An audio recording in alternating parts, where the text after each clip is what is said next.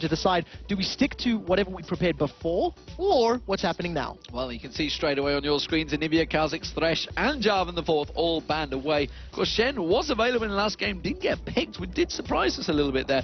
Rumble was chosen instead, but like they mentioned, you know, they absolutely crucified Godbro, really, because he was just 3 levels behind the entire game until he finally caught up, but then it didn't matter because he was already bullied out of the game. Yeah, there was nothing that he could do. They couldn't resurrect his particular play in that fight, and, you know, the early game aggression from Evil Geniuses was just very good. They zoned him out in that 2v1. They prevented him from becoming a factor. Shen is still available in this particular game, and we'll see if they want to lock him in. Zed was banned out, so I'm just trying to see. So is... No, Jarvan's 4's gone as well. So. Yeah, and straight away we see Varus getting locked in as the first champion, so both the Tess and Yellow Pete sort of really want that champion, so we'll see what changes come about from Yellow Pete, and of course Evil Geniuses with their 2 picks. What will they go with this time around? Is it going to be a rumble for Wicked? It's a possibility. It could even be Zach. He's still available in the pool as well. Another one, that the ban that was in the last game that's now available is Kassadin. Now, of course, you're not going to pick Kassadin super early in this matchup. So, you know, if Bjergsen wants to play him, expect him later down the line. If Zach is locked in here, what the Evil Geniuses could do is they could do a mind swap, and they can say, well, now we're going to give him to Snoopy in the jungle. And you've got that doubt that plays in your mind. Whenever you see Elise being played, it's a similar situation. And Elise is another champion that we could see selected if you know, Crepper wanted to play him. I'm glad you referred to it as a mind swap, because I'd have called it something else. But right now, it is going to be potentially Yellow Pete back on Cogmore. Wow, that's something we've not seen for a while. Of course, with Jarvan the Fourth away from this one, actually does work as a pick. He has got Cleanse and Flash available. I tell a lie, that's Snoopy. So, yeah, Snoopy, Flash, and Smite. We'll see once he gets to that Flash cleanse, which is pretty standard. If he is going to be playing Cogmore, I would expect some form of safety type of support. So they could go either a kill lane, somebody like a Leona or an Elise, for example, that you can get very aggressive very early. In addition, the range from the Biochem Barrage is going to shut down any 2v1 lane. So whoever Godbro does decide to lock in is going to be in a lot of difficulty against that immense range. We've seen Zyra in the previous game. Zyra Cogmore can also be very good. But Shen is there and got to be thinking, surely this is what the Copenhagen Wolves are talking about. Do we want Shen? Do we want that ninja or not? Well, how's doubt been put in the mind of Sunskoran as well? Will he go with Nasus again, or will he switch across to Xin Zhao? That's worked out well from him in the past. And of course, well, he's got a 50-50 play record on Xin Zhao. And Nautilus, of course, who did have those buffs recently in the latest patch, has been selected a few times by a couple of the junglers. Looks like he's going to go towards that route. So the return of the... I don't even know what his actual lore name is. I'm not actually quite sure on the lore name either. I don't know. So Nautilus, you know, he received a bit of a buff. There was a couple questions on Reddit. This is 3.5 balance. It's exactly the same as live. The only difference is that Zac and Karma are enabled. And Nautilus got additional armor. He went from 15 to 19 at base, and his shield had a reduced cooldown. That was it. Just that small difference, and all of a sudden it's made him viable. We've seen him in the LCS previously. He's a very powerful ganker, and we giggle every time he picks up Boots of Mobility and hops across the battlefield because he's so top heavy. Do legs at gym, man. You look a bit top heavy, like a carrot. Everybody skips legs at gym. That's a standard thing. Everybody does skip the legs. It shows. But we do see the return of the cow. So it's going to be Alistair being selected. That should be Crepo, of course, and Volibear. So we have the mixed grill right now on the screens, and we'll see how this one progresses. Could we get... No, we won't get Bird to finish off. Oh. No, Bird, unfortunately, is not available this time around. So I like the lock-in. We've seen Snoopy on Volibear before. He's very strong on Volibear. Offers a lot in terms of his ganks and survivability. Also, the Alistair combo, there's some great peel that can come around from Alistair, being able to knock people away as well as knock them up. And when you consider that that's how the engages come from Nautilus, he's going to be trying to pull himself into an engagement. You can zone him out quite well. Does look like Kassadin's being hovered over for the Copenhagen Wolves. It was banned out in the last game, and we've seen what Bjergsen can do with Kassadin. Yeah, of course, Copenhagen Wolves talking to us before, saying EG don't want Kassadin through. It did escape the bans this time around because they had to put it on towards Anivia, which meant the Evil Geniuses didn't ban towards it, and maybe, just maybe, there is a counter towards it. We'll see who it is because Deficio hasn't gone with it just yet. We'll see. Yes, it has been locked in for Bjergsen, and there is the Shen as well for Godbro. Strong team from the Copenhagen Wolves here. What will EG go with for the mid lane? There's one problem with the Copenhagen Wolves. All of their damage is focused in the Tess and in Bjergsen. If they get focused down and taken out of a team fight, Shen and Nautilus are going to have a hard time trying to clean up. So they're going to be very reliant on the shield, the Wild Growth, the Stand United to protect those particular players. What it is, though, is a standard Copenhagen Wolves composition that we've been seeing for many weeks. Allow Svenskeren to just run in there, smash into the enemy team, and then let Godbro come in from behind with that Stand United. Yeah, indeed. It's like you mentioned, the fact that they have got multiple abilities to all be in the same place at the same time. That bottom lane would be a scary place to be, I think, for Yellow Pete on Kog'Maw, because he will almost certainly be the dive target. The question is, what will we get from Krepo at the moment? Is it going to be Kayle? I thought Lux is available, but Kayle seems to suit the team better. Definitely, the fact that he can make someone invulnerable on the team works out very wonders.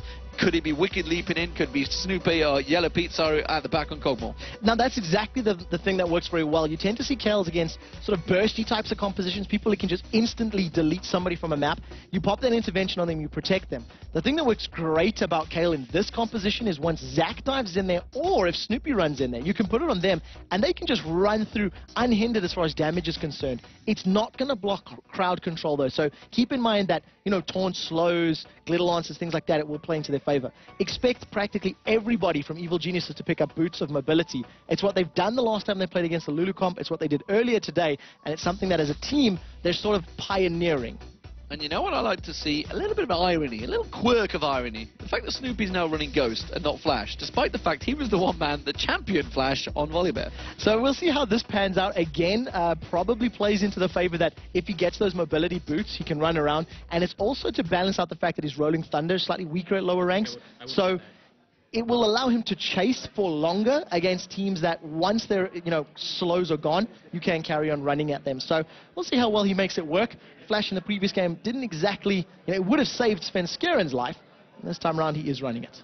So we'll see whether the team on your screens can pull themselves back into it, or will it be Evil Geniuses as we spin in to the Zac player in the top lane. The second game of Zac, keeping 100% record so far in the LCS, of course. Don't forget, the North American LCS will be happening as well. That'll be starting actually at midnight Central European Summer Time.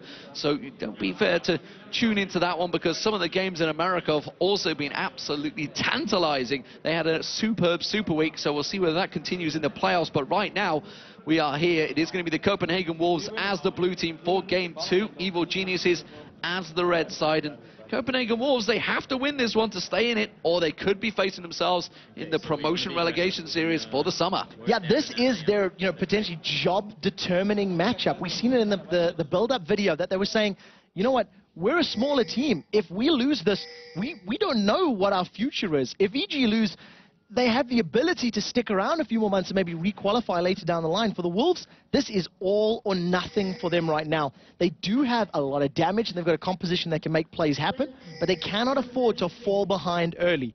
Once again, we see Evil Geniuses grouped up as a 5-man, this time around towards the blue buff. So expect either a steal or maybe even some early aggression onto the Copenhagen Wolves players. Well, the banana ward goes in, and Evil Geniuses moving as a unit, go down towards the Wraiths and try and get the wards in there. You can see Svenskeren and Deficio are ready and waiting, though. Ping's already down. Deficio throws down his Explorer ward to just give him a little bit of vision. See whether Evil Geniuses do make a move for this one. They put the ping ward down and they can see it straight away and get themselves a little bit of gold. So we'll see how they determine these lanes right now. At the moment, it is going to be a straight-up head-to-head 1 versus 1 and 2 versus 2 in the top and the bottom lanes. And it's not something we see all that often anymore. And I definitely like to see how Yellow Pete, decides to play against the Tess. Kog'Maw needs a couple of levels before he really becomes, really a good bully in lane, gets great range on that Bio Arcane. If the Tess and Deficio are able to poke him down a little bit early, it might help them out a lot in that particular matchup. So, as it stands, we are going to have a 1-to-1 on the top lane, and the duo lanes will be against each other. So, standard meta setup here for the Copenhagen Wolves versus Evil Geniuses. Froggen, of course, going to be helping out that top lane. Looking like it's going to be the Golems going across to I think Wicked maybe a bit of a joint experience there. Both of them stuck around that one. It was Froggen that pulled away from it, so he didn't help out. And instead, it's going to be Wicked helping out heavily on that red, which means it's going to be a smiteless red by the looks of it. Copenhagen Wolves looking to do exactly the same way. The Tess and Deficio helping out Sven Skeren. So they will be moving both towards their blue buffs respectively with Smite available. So we'll see how this top lane does decide, match up. With the fact that Wicked has that additional experience is definitely going to be helping him out in that lane. And I want to see this matchup because it's one that we've never seen it before in competitive LCS. Shen versus Zac. The percentage HP damage that Zac is putting down may actually be enough to get through the feint and that Vorpal Blade passive that Godbro has. So we'll see how this pans out as it goes. But as we see Snoopy, he actually used his smite on that red buff as he's rolled around down to blue. Wicked versus Godbro. We'll keep our eyes on that one. It could be a while. I normally do say it's two greased up fat ladies in that top lane. In this case, it really is a greased up fat Wicked. Yeah, and that particular greased up Wicked, some interesting numbers on his abilities. They all cost 4% of his current health, with the exception of his ultimate, which is free. And when he sheds those little blobs, they'll heal him for 4% of his maximum health. So you can actually get more health back than it cost to spend the ability. We'll see how that helps him in terms of sustaining in lane.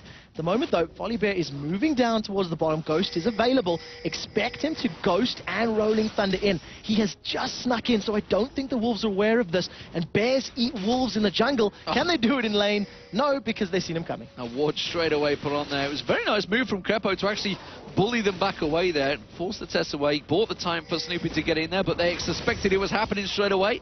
We do see the Shadow Dash from Godbro on towards the top lane, but Wicked is actually putting the pressure down on that top lane. Mid lane wise, you can see it's 16-9 so far. Froggen starting to win out the early CS battle, as you would expect, because Kassadin will have a bit of a tough time early levels against Kayle. Especially as soon as Kayle activates that ranged ability of hers, and just splashes the damage down onto you. At the moment, Froggen is maxing his Q, as is customary on Kayle's in the mid lane, and I'd like to see how he decides to itemize. If he is going to go for that Nash's Tooth first into something like a Lich Bane, or if he's going to go straight for ability power, which is something we've seen Alex doing a couple of times. Sven Skeren on the giant Nautilus has snuck himself into this bottom lane. There's the shield up, and can he get the hook? He does manage to land the hook on his Krepo, though, and he's just going to put the crate straight pound the floor and say, nope, walking away. This time he flashed, though. So Flash was burned. Snoopy, though, also sneaking in towards that top bush. Hasn't quite got the ability to sneak across the bushes because that minion needs to go down. And Wicked's not exactly going to take his time on this one. Tries to bait Godbro to dive in towards him. So Wicked's been playing very aggressive in the top lane for the entirety of this matchup. Both champions went both some pots, and can they catch Godbro? Oh, he gets the slow and forces the flash away from Godbro. So in terms of Gank's success was used. Although saying that, Snoopy used his ghost for that gank as well. So kind of both burning their abilities. Yeah, so they traded Summoner Spell for Summoner Spell. Very importantly was how they comboed it. I really like the fact that they allowed Wicked to get that stretching strike, get the slowdown, then allow Volibear to get his roar and get that slowdown and try to get the flip. If there was no flash available, they would have picked it up. So good coordinated play from the two of them, as you would expect at this level. We did see Sven Skeren in the bottom lane for a brief moment, but he decided to back away and just carry on farming because there's a lot of minions here, and obviously EG were playing very defensive. Well, there's a lot of minions in here, and how worrying is it, the fact that the Tess is not being able to just, put an advantage over himself, over Yellow Pete, because the fact that, he is on Cogmore and he's keeping up with CS, it's got to be a bit of a worry for Varus. Yeah, it's very, very good for Yellow Pete and for Krepo, who've been playing well. We did see Krepo running a fair amount of interference in the lane. He was trying to zone out the Copenhagen Wolves. So, if you're running a little bit scared of that headbutt pulverized combo, you are going to miss a couple of creeps. 7 at the moment, it is a difference, but if it continues to grow, that's where the problem comes into play. We do see Sven Skeren setting up around the side, and Froggen does not have intervention, but level 6 was just picked up by Bjergsen. Can they get in there? Well, he's not going to be able to catch on towards this one, and while that was happening, the big wolves are going to go in. They do try and get a burst of damage on towards Froggen, but that was kind of countered pretty heavily on towards Sven Skeren, taking 2 tower hits. Yeah, so he dropped a little bit of HP, but Froggen with no potions left and no charges on that crystalline flask means he's actually at a disadvantage down there mid lane. And with Bjergsen having that Riftwalk available, he's just going to be jumping in and out of the void, dealing all the damage that he can, and obviously trying to force out that intervention. Yellow Pete continuing that farm, actually winning out the farm right now because the Test has pushed a little bit heavily on there, and you can see it's a 10 CS gap for Yellow Pete right now. That is a big problem for the test. It'll probably be even up with this particular wave if you look at the fact that there's about 6 there in favor of 3, but he's keeping it at that 7 to 10 bracket. It's when it falls further behind that it's going to be very problematic. So it's not too bad right now. Once both of the AD carries decide to back and spend their money, that's when we'll start seeing how it grows, because of course the arms race begins and you need to stay within touching distance of your lane opponent to be able to trade evenly and stay on par. You can see there's a 20 gold difference between them right now. Yep. Yellow Pete thought about backing, didn't want to go. Instead, it seems to be the test that may well back off along with Deficio. Back in his top lane, though, you can see it's Wicked with the smallest of advantages building up. He's been trying to bully out Godbro. Didn't buy any items early on, of course. Just came in with a couple of potions. Didn't see whether he didn't have red pot, did he, early on? I didn't actually remember whether he had it early on, but as it stands, he certainly hasn't got it right now because he's only got those 5 health pots. Snoopy, meanwhile, over on that red buff, he's been farming out quite nicely while Svenskerin's been trying to make some plays. We saw him come in and steal away the large wolf away from Svenskerin's jungle. Now both are going to have the red buff, so we'll see if they can make any plays right now. It doesn't look like anything's going to come from it. So what we do see in terms of items, you know, talking about them, both of our AD carries are returning to lane, and you've actually got a boots extra in the hands of the test, whereas Yellow Pete's decided to go for wards. So I think Evil Geniuses want to extend this laning phase. Their team is going to scale so incredibly well. Zac is just going to get tankier and tankier and rely on his base percentage damage to deal a lot of DPS in the matchup. Kale obviously is going to scale great into the end game, and everybody knows how well Kog'Maw will, you know, eventually get to that can kill anything point. And if EG can just extend this laning phase and farm up to that point sooner, all the better for them. Well, good guy Yellow Pete comes back with 2 wards while Grabboy doesn't. As simply as that. I think he's just placed the wards out already, that's why. He always pulls me up for that. It's like, I already placed them, that's why I didn't have them in my bag. Look at the map. And they are actually down. Well, I'm saying that there's just the 1. That's all that's down there. Yeah, so there's 1 in the grass, 1 in the river. We'll see how this you know, pans out for them. Kreppo's sitting on close to 1,000 gold, so he may be wanting to go back and pick up some GP10s or something along those lines.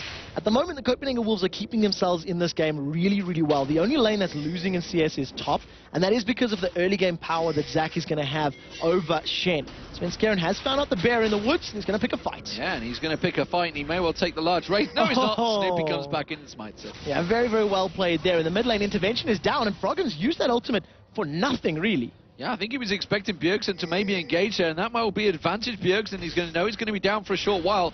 We already see Froggen backing away from this one. He knows that it's going to be Svenskeren around the bush, and it's Svenskeren that finds him. He knows intervention's down. Will he get Bjergsen come and chase? No, they're not going to go engage. So Froggen's just going to return back to the lane. Bjergsen was able to psych out that ultimate perfectly, and he actually had the CS advantage because that very big wave was actually pushing against Froggen. So well played in him to pull back that early advantage. Catalyst and tier completed means sustain in lane is going to be, you know, very helpful for Bjergsen, and we haven't even pointed out that he's sitting on a teleport as well. So he's not actually looking to kill Froggen in a straight up 1v1. He wants to help out his lanes when these fights break out. And imagine a Stand United teleport Kassadin gank coming in. It's going to be very difficult to deal with indeed. Well, we see Froggen with that blue buff, and he immediately gets spotted out by that warding banana. So he was thinking of going down bottom, but pings went straight down there. And the mobility that Copenhagen Wolves have, it may well catch EG out on the hop, because you say you've got the Stand United, you've got the teleport from Bjergsen. Bjergsen is mobile enough on Kassadin, but with that teleport, he's going to be a scary, scary thing when the fights start happening and the roaming begins. What it also means is that tower pushing strat we've seen from Evil Geniuses will be a little bit easier to counter as well. Having the mobility of that teleport and the Stand United means they'll be able to respond when they have a numbers disadvantage. Godbro's been forced to about half health in this top lane. Is a very big wave pushing against him. And look at the positioning of Snoopy. He's in that grass. He has his ghost available, and they may decide to go for this dive. Well, we do see the long-range striking coming out from Wicked there, poking Godbro and dodging the turret hits. You can see he keeps on lashing in towards him, trying to get some damage down towards Godbro to prevent that passive. And now he's back in openly in the lane, which is Godbro's like, yeah, this is definitely a bait. Now, he does manage to get away with his life. Both of those top laners have yet to go back and spend any of their money just yet. So, you know, that is quite interesting that after 12 minutes in the game, nobody spent their money, but we do see Copenhagen Wolves applying pressure now on the Dragon. Stand United is available, and this is a 4-man Wolves with vision and positional advantage, so a free Dragon for them, doing very, very well indeed. Yeah, very easy, successful Dragon as well. The ward was there, but you can see there's not a great deal that Evil Geniuses could do about that one. So they're looking strong early on here. Snoopy does show himself now, and Godbro, remember, he has got that Shadow Dash. If anyone gets too close to that turret, they will take at least 2 or 3 tower hits if he catches onto them. Yeah, so good play from Godbro. He was able to sort of psych them out a little bit. He pulled enough attention to allow the rest of the Wolves to pick up Dragon, and they did this in the previous game as well. They did very, very well in that matchup, controlling the first 2 or 3 Dragons, and it was only once they lost positional advantage in their Dragon, in their jungle, that they lost control of a Dragon. So if they can continue that with even towers, they're obviously going to pull ahead as far as gold is concerned. So let's look across this AD lane. You can see Crepo is doing his best to keep them at bay. The ultimates are available for both AD carries. And as it stands, Crepo yet to go for one of those headbutt pulverizes. Of course, Svenskeren is going to get spotted out by that ward that just timed out at the right moment there. So they did see him sneaking in there. Don't expect Crepo or Yellow Pete to go too aggressive for a while. No, they're well aware of that, and both of them having their flashes available means it's going to be quite difficult to pick up any kills. So, going to be able to at least just stay relatively safe. We do see some differences in item purchases in the top lane. Sunfire K picked up for Wicked along with Boots, and for Godbro, he's gone for the Mercury Treads as well as the makings of a Warmogs right now. So, interesting differences of approaches. Shen feeling that he needs a little bit more mobility to deal with Zac in that lane, get out of range of that unstable matter explosion, the W from Zac, and just try to keep himself a little bit healthier in lane. So as it stands, the gold difference, of course, is simply down to Copenhagen Wolves picking up that Dragon, looking across the gold between them. 200 gold advantage for Wicked. Meanwhile, that will start balancing itself out with those waves get cleared, which is exactly what you can see on your screen right now. In the mid lane, very close between them, and the bottom lane, it's just slight advantages to the test right now, but that's also because of a little bit of a wave clear difference between the two. So very, very close game so far in the opening 14 minutes of the game, and no clear advantages given to anyone so far. I feel it's going to be all about the next Dragon spawn. Yeah, I can tend to agree with that. It could be around one of the buffs. Evil Genius has just showed perfect control of the Copenhagen Wolves blue buff in the previous game, and it's more important against a Kassadin than it is against an Uri. So once we start seeing the first tower going down, or a little bit more roaming from these two teams, I think we could have a battle around the blue buff, or of course that battle around the Dragon. But like you said, it's just been a very, very passive farming game. Both teams scale very, very well, and it's going to be down to Copenhagen Wolves showing, can they protect their Kassadin and Varus in these team fights? Because if not, there's not a lot of damage to close out after that. Well, we do continue the farming session. 15 minutes gone in this game, of course. Remember, this is the spring playoffs. $100,000 up for grabs between these teams, and this is the quarterfinals. Of course, SK versus AAA is the other quarterfinal. Gambit and Fnatic, they were the top 2 seeds.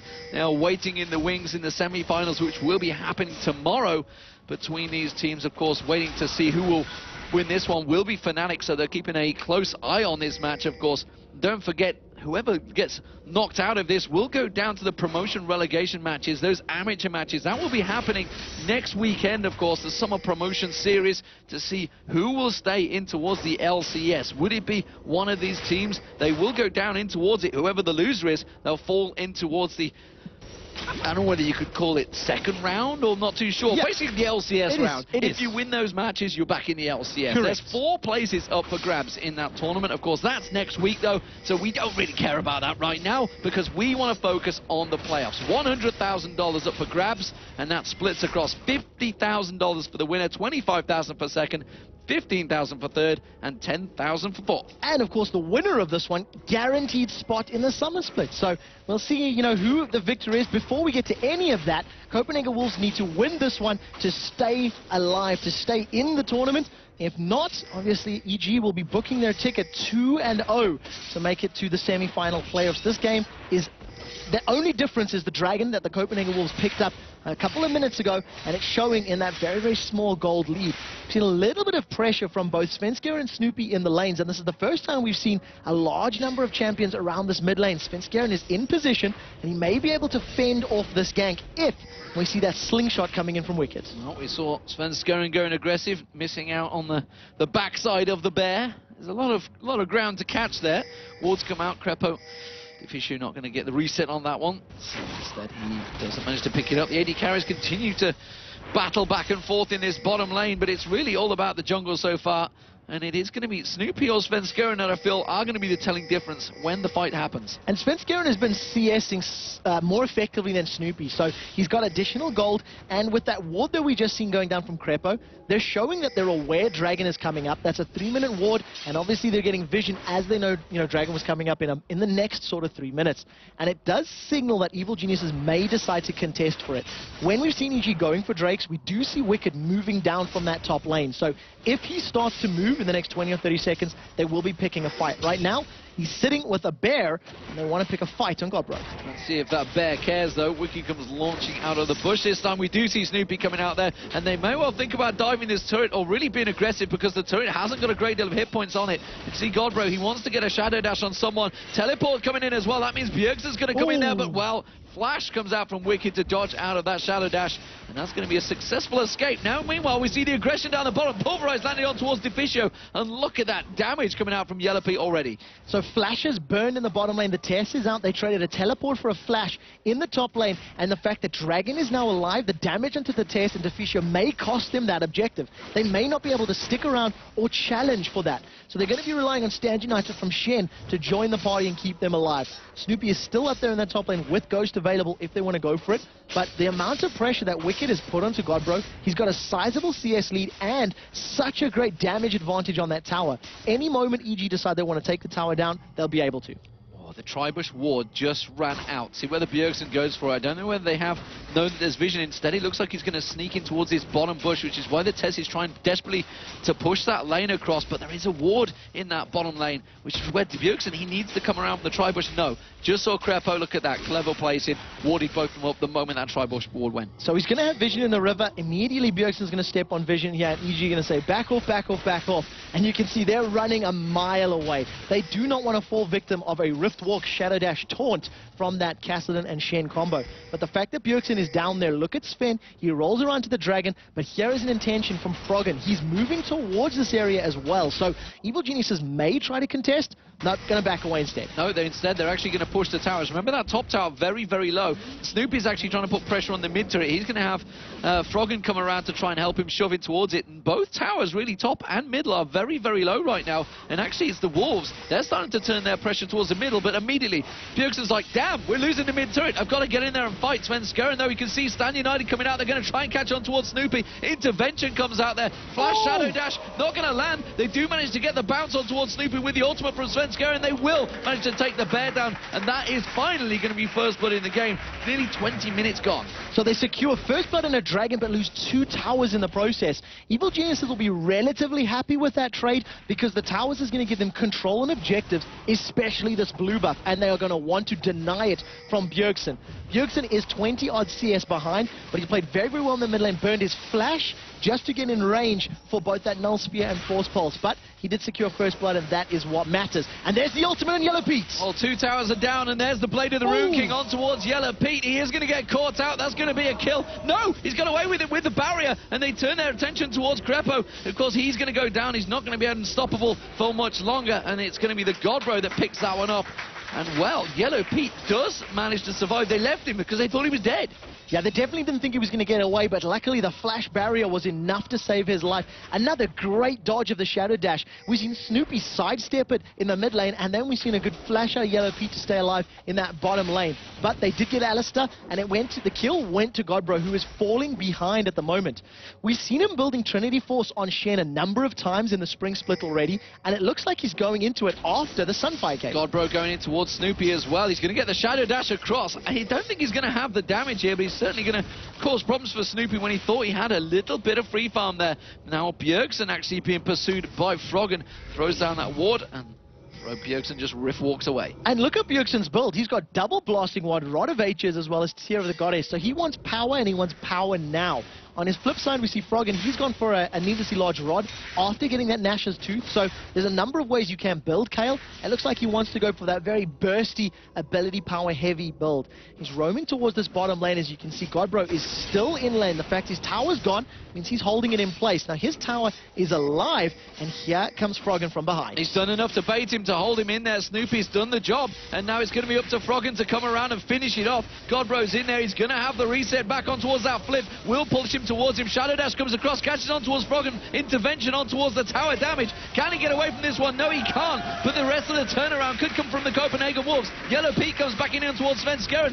Froggen's taking another tower. He's going to be taken so low. Heals himself up. Glitterlance comes out from Diffusio behind. There comes Bjergsen, gets in there. Yellow Pete's going to get taken, turned into a cupcake, and finally taken down. And now Diffusio pursuing on towards Crepo. Have they got the ability? The Glitterlance has to come out here. Here comes Wicked from the side, though. He's going to chase in towards it. Bjergsen immediately gets the slowdown on towards him, and they back away from it. 2 for 1, Evil Geniuses. Crepo did such a good job there on Alistair. He zoned out members of the Wolves in the lane, knocked them back. He played that meat shield. Yes, Yellow Pete went down, but I think he stuck around a little bit too long under the tower. So great play from Copenhagen Wolves to balance it out. But Evil Geniuses come out better, losing only 1 for 2, and obviously all the positioning on that bottom lane. So, great fight for Evil Geniuses this time around, and it's still just a 2,000 gold difference. It's Copenhagen Wolves with the advantage, though. Of course, that is only a gold advantage, because they are down in the turrets right now to the Copenhagen Wolves, to Evil Geniuses, sorry, who did manage to take that top and middle while the Dragon was being picked up. Diffusio, he is playing with fire right now on Wicked, because he can just launch himself on towards Diffusio at any given time. Crepo, of course, waiting in the wings in that bush. We're going to see whether Wicked, yes, he is. He's just put the tri-bush ward down, hasn't backed away just yet. Waiting in the wings. It's a pity he's not a Red Bull. Nevertheless, he's been doing well this game so far. And the one thing that we did notice about that bottom lane engagement, it gave a little bit of extra gold there to Bjergsen. Diffusio has been caught. Diffusio has to use Wild Growth, but where you can see Wicked, he's letting it bounce. Can he get on towards him? And now he's in all sorts of trouble. Teleport comes in, Bjergsen comes down, and he is going to be eliminated. Now there's the little bloblets being squashed. They're going to allow the final killing blow to go to Bjergsen. He finished off his Sorcerer's Shoes. That's the 3rd kill of the game of 4 for the Copenhagen Wolves. And you don't want to feed a Kassadin. If he gets into that position that he can burst somebody down before intervention is even available, it's obviously a great position for them. And it's the reason Kassadin was banned in game 1. We saw a godlike Alex Hitch just last week, and miscommunication showing when the double wards go down. And it happened the previous game as well. We were sitting on the EG, we were watching them in the river, and they placed 2 wards next to each other. So tension is running high. This game means a lot to them. Bjergsen is a little bit overextended. He's about to find 4 members of Evil Geniuses. They know that he's there, and here comes Crepo. He's going to come around. He's going to get the headbutt. Pulverize. No, he rift walk away before he even got closer. Now Evil Genius is in trouble. They're trapped. They're trapped inside Copenhagen Wolves net. The Wolves are engaging on towards Evil Geniuses. Shadow Dash catches onto 3 members. Intervention goes down on towards Yellow Pete. Is it going to be enough to turn it around? Godbro is going to flash away. He's managed to avoid the damage. Snoopy gets taken down. He does manage to get on towards Svenskeren, but the rest of Evil Geniuses, they are trying to get away from this scary, scary trap. The Wolves have fangs, and they have the scent on Crepo. So they're going to be carry on chasing the bull into the jungle. The Test does have his ultimate available. It was not there in that previous fight. Look at Bjergsen. He wants to chase Crepo down, but the rest of Evil Genius is there. What a great flash. He does manage to get around there, but he can see he's going to get caught out. You can see Wicked come jumping straight in. The headbutt comes out around, and now Evil Genius is in full defensive duty, helping out their support player. They managed to make it stick, and it was just a 1-for-1. Both junglers going down. Such fantastic positional play from Crepo. He ran between the turrets. He flashed over the wall. If he'd got a Pulverize down, Evil Geniuses may have committed to that fight, but instead, he just knocked Bjergsen away. It does mean that they now have the position on Dragon, but the Wolves are relatively close by. If they reacted quick enough, they could fight, but I don't think they'll be able to get there in time. Boots of Mobility Nautilus is running in, but it will be gone by the time they get there. And EG pick up their first Dragon of the game. Great, great play. They did lose the fight a little bit, but they got position, and they've caught out Wicked. They've got the hook on towards Wicked. He should be able to slingshot him away, but no, he's going to get silenced out. Intervention comes out once again from Froggen. They're going to turn this back around. And Svenskeren goes down. Chain of Corruption lands, though. The test comes in on this one. Snoopy's in all sorts of trouble. He's going to get chased in there. Wild Growth on towards Bjergsen. Godbro across all members of Evil Geniuses. It's a double kill for him.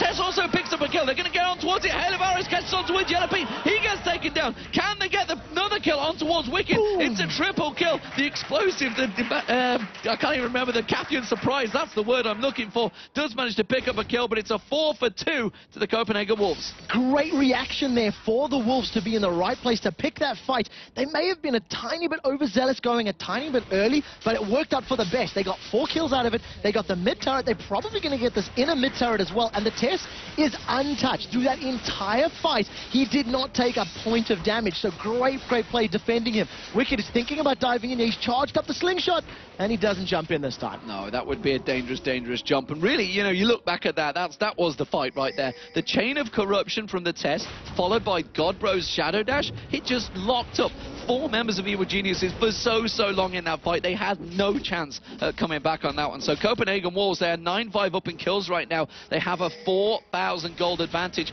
equal in turrets as well. Very much advantage with the Wolves. And Godbro is building his Trinity Force as his second big item. He has Phage completed along with Zeal. It's something that we've seen him doing before. It's also something we've seen Wicked doing before as well, but he rushed the Trinity Force fairly early, one of the most recent times he played Shen. So we'll see how this build plays out right now. But at the moment, 9-5 in kills, a 4,000 gold lead in favor of the Copenhagen Wolves. They are somewhat in the driving seat. Of course, Stand United is available for Godbro, so expect to see another one of those fights with Stand United piggybacking on one of the Wolves. Well, most people have to work 9 till 5, but not these players. They work all hours of the day to keep themselves in the League of Legends Championship Series, and the question is, can they do it? Who will become the victor here, and who will go through to face Fnatic in the semi-finals of this $100,000 spring playoff? As it is at the moment, Godbro, well, they let him on Shen, and sure enough, he performs once again, 4-1-4, just equaling the stats that he had last week. And really, he was just godlike on Shen, and that living up to his name. He's going to be able to take the turret down here. Wicked's going aggressive, but I'm not sure this is the right move. He's going to bounce all over towards Godbro. Puts the Ignite down, tries to turn it back around. I would not pursue him towards that bush, and Wicked, yeah, he's unsure of his ability right now, whether he can fight Godbro. So Wicked burned everything in that particular engagement. He almost got Godbro down. What it means now is the rest of the Wolves have got position on Baron here, and they're thinking about it. Instead, they're going to roll back. Godbro, once he's gone back to base and healed up, he may join a fight with Stand United. Look at the Wolves coming in from behind. Svenskeren's picked the fight. They're going to see the ultimate coming across. He's landed on Yellow Pete, but he didn't knock anyone else up, so it may be a little bit wasted. Snoopy getting absolutely destroyed. Chain of Corruption bounces across every single member of Evil Geniuses. Fantastic work there. Beautiful play from the Tess. Intervention on towards Froggen. It's only going to hold him alive for a little bit longer. Wicked going down. He'd already been hurt from that last fight. It's a double kill picked up by Bjergsen. They're chasing on towards Godbro. Yellow Pete now. Yellow Pete's going to get caught out. He's going to go down. It's the Tess that picks up the kill, and it's going to be a triple kill as well for Bjergsen. Fantastic play. It's an ace for Copenhagen Wolves. They're going to turn and burn towards the Baron. Copenhagen Wolves knew that Let's Bounce was not available. They knew that if Wicked wanted to join a fight, he'd either be low on hit points or he'd have no ultimate. And you've seen how big of an impact that was in the team fight. He had absolutely zero presence in that fight. They lost Godbro early, but it doesn't matter because the Tess and Bjergsen managed to chase for the entirety of that engagement. You've seen right at the end there that Wicked trying to jump to safety with a slingshot, and the Wraiths were actually killing him. They're delaying for Godbro to get Baron. That is the level of communication that the Wolves have right now. They knew they had the advantage. They forced the fight. They even delayed it to get a 5-man Baron. Fantastic play out of it. So 14-6 now. Copenhagen Wolves, huge advantages here. They have 8,000 gold, and they also have the Baron. So frankly, they are in the dominant driving position. And I'm going to see, really, what Evil Geniuses can do about this one. The first game was very tight. This one is being dominated by the Wolves. If they were to take this to 1-1, the confidence boost that would give the Wolves and a little bit of demoralizing kick it would give Evil Geniuses could well be enough to shunt them into the third game. The Copenhagen Wolves, they're no longer the underdogs going, nipping at the ankles. They're going for the jugular now for EG. Because of the team fights and the presence that they have, as soon as they start to take a stranglehold on this map, they will be able to close it out. to talk about what we said earlier, though, Wicked did say he was anticipating a 2-1. Wicked felt that being on the blue side was the determining factor against a team like the Wolves, and we'll see if that comes to pass. And Godbro, he's picked another fight with Wicked. And then Wicked does not want this fight. Godbro showed in the last fight, even with the turret against him, he is much, much stronger, and Wicked forced to bounce away from that one. Look at the middle lane, though. The rest of the Wolves, the three of them, they've shoved down the turret. Up in the top lane, Bjergsen is forcing down the top inner turret. They are playing the split push strategy that we see out of Fnatic with an assassin-type champion, with some supportive-type champions. They got 2 turrets in the last 10 seconds, and that is great positional play. They might get a third. They will get a third because the rest of the team are rotating around towards the top. Bjergsen doesn't need any help, though. He's going to take it himself, and that is fantastic use of the Baron already from the Copenhagen Wolves. 10,000 gold advantage now, and well, Evil Genius says they need to sit and farm this one out, but you can see Copenhagen Wolves, they're not going to allow it. They're pushing in towards the inhibitor turret. Bjergsen is going to be able to just rift walk to safety there from the toss from Volibear, and you can see the split pushing coming out on the bottom lane. The Peke cam will be renamed to the Godbro cam for the time being. So great play out of them, and if he joins the fight with Stand United, that will of course play into their favor. One thing we have to give props to right now is Deficio's Lulu. 0-0-13 right now. Out of his team's 14 kills, he's been involved in 13 of them, and he's just playing so well. They get the bottom inner turret, and all of a sudden EG are defending on the steps of their inhibitors. Well, you can see in the mid lane here, they're pushing the damage down. They're trying to catch on towards Bjergsen, but he doesn't manage. Chain of Corruption comes out, and they catch straight back on towards him. Snoopy, the intervention comes out from Froggen, but he's going to be up the Shadow Dash. Catches 4 members of Evil Geniuses, and they are getting melted right now. Bjergsen comes in, he gets flipped, but he doesn't care because he's already picked up a double kill for the test. It's going to be an ace and a triple kill for the test. Absolutely sublime performance from the Copenhagen Wolves there on the turret. So well played by the Godbro. What a Shadow Dash. The test didn't even use barrier. He wasn't under pressure that entire fight. Godbro hit 2 Shadow Dash taunts, a 4-man, followed by the game-closing one. We even see Bjergsen recalling and teleporting back with full HP, with more items. They're going to finish out the game here in fantastic style. What a team fight from the Wolves. It is coming down to the decider, D-Man.